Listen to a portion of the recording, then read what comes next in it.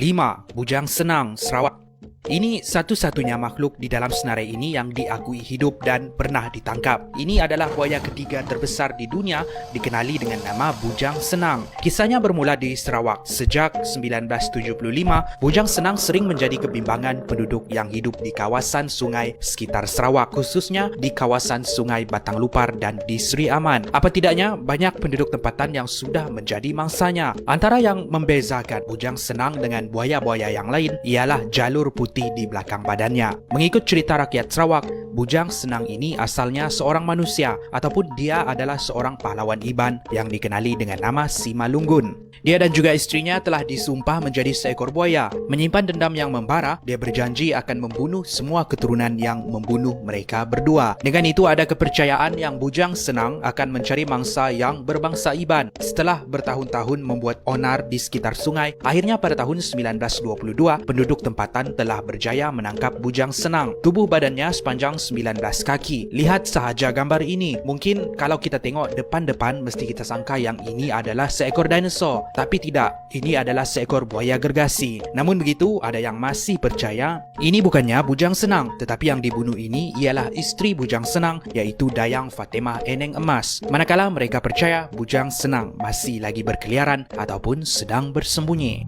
4. Sang Kelambai, Perak. Dari Sarawak kita pergi ke Perak. Ini pula adalah makhluk yang dikenali sebagai Sang Kelambai ataupun Groot versi Malaysia. Banyak versi tentang apa sebenarnya makhluk ini. Ada yang percaya ini adalah seorang manusia, ada yang percaya ini adalah seekor gergasi, dan ada juga yang percaya ini adalah para dewi ataupun pari-pari yang datang ke bumi. Dan Sang Kelambai ini kononnya hidup di sebuah kampung yang terletak di Lenggong, Perak. Ada juga yang menceritakan Sang Kelambai ini berasal dari negeri Pahang. Mengikut kisah legenda, Sang Kelambai ini mempunyai kuasa sakti untuk menyumpah orang menjadi batu dan dia tidak sukakan bunyi yang bising. Diceritakan berlaku di Pekan Kampung Gajah, Teluk Intan, Perak. Ada satu ketika di kampung tersebut ada sekumpulan gajah yang berbuat bising. Kelambai yang tidak suka dengan bunyi yang bising kemudian telah menukarkan gajah-gajah tersebut menjadi batu. Kononnya disebabkan batu berbentuk gajah inilah kampung tersebut mendapat namanya. Ada juga yang percaya kalau terserempak ataupun bertembung dengan Kelambai ini, mereka tidak boleh menegur dia sebab sesiapa yang menegur dia akan disumpah menjadi batu. Kelambai diceritakan telah meninggal dunia sebab mabuk termakan buah pera. 3. Naga Tambuakar, Sabah. Makhluk ini pula adalah seekor naga raksasa dikenali sebagai Naga Tambuakar yang dipercayai wujud sekitar tahun 1903. Ketika Naga Tambuakar ini masih hidup dahulu, dia akan berlegar-legar di sekitar daerah Papar, Beaufort, Kuala Penyu dan di sekitar pantai barat Sabah. Nama Tambuakar diberikan oleh kaum dari bangsa Brunei. Menurut mereka, kulit naga ini berwarna hitam bersisik dengan leher yang panjang. Kakinya pula mempunyai sirip. Ada juga yang menyamakan naga ini menyerupai ular besar hitam yang sangat panjang. Untuk bangsa dusun pula, mereka memberikan gambaran makhluk ini seperti ikan belut gergasi yang besar. Dia mampu untuk bertukar-tukar bentuk mengikut peredaran massa. Walaupun ia berkeliaran di seluruh kawasan di Sabah, tapi ia akan tetap kembali ke rumahnya yang terletak di Tasik, daerah Ranau. Apa sahaja akan menjadi makanan baginya, sekecil-kecil arnab sehinggalah sebesar-besar gajah. Malah manusia pun tidak terlepas dari menjadi makanan kepada Naga Tambuakar ini. Yummy. Naga ini terkorban semasa satu letupan gunung berapi di Pekan Ranau dahulu. Walaupun begitu, ada yang masih percaya naga ini masih hidup kerana mereka menemui lubang-lubang besar di bawah Tasik Ranau semasa mereka cuba menggali untuk membina jambatan. 2. Naga Tasik Chini, Pahang.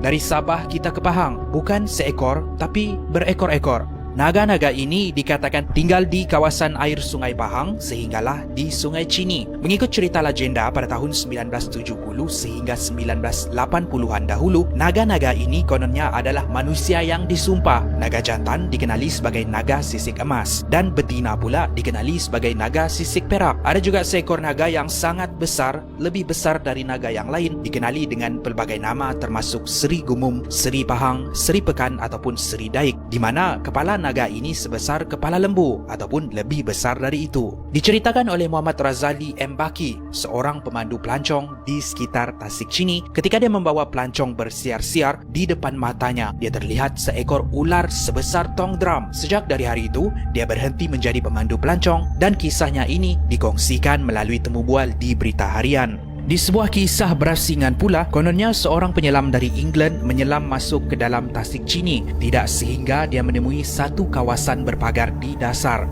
Semakin dia mendekati pagar tersebut, semakin dia perasan ada 2 biji mata berwarna merah merenung tepat ke arahnya. Dia keluar dari tasik tersebut dengan serta-merta dan dia dikatakan tidak bercakap dengan orang untuk beberapa hari disebabkan trauma. Tidak sehingga dia berada di Kuala Lumpur, barulah dia berkongsi pengalamannya ini. 1.